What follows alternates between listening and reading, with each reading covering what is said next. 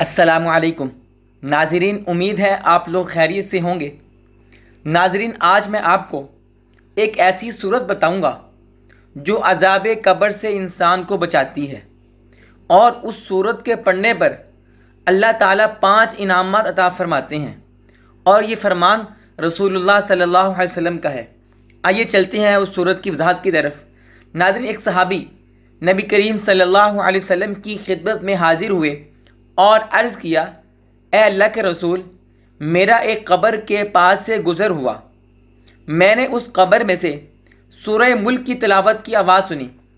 इस पर नबी करीम सल्लल्लाहु अलैहि वसल्लम ने इरशाद फरमाया, हियल मानिया हियल मुंजियतु तुंजीह मिन अज़ाबिल क़ब्र। ये सूरत अल्लाह ताला के अज़ाब को रोकने वाली और कब्र के अज़ाब से निजात दिलाने वाली है। वो 5 इनामात जो रसूलुल्लाह सल्लल्लाहु अलैहि वसल्लम ने इरशाद फरमाया, मैं अल्लाह ताला की किताब में एक सूरत पाता हूँ, इसकी 30 आयतें हैं।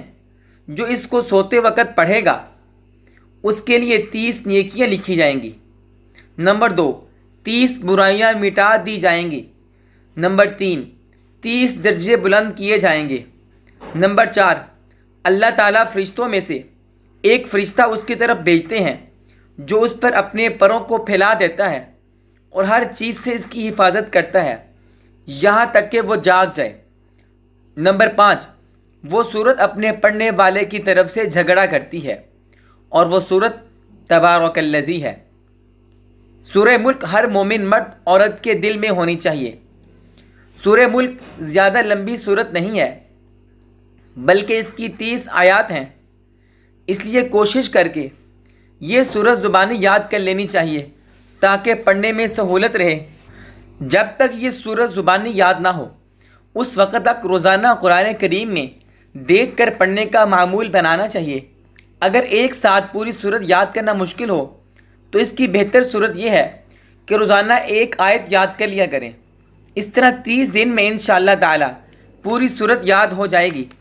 नाज़रीन, नबी करीम सल्लल्लाहु अलैहि वसल्लम और सहाबाए किराम का मामूल था कि जब तक सूरह मुल्क और सूरह अलिफ लाम मीम सजदा की तिलावत ना फरमा लेते उस वक़्त तक ना सोते थे।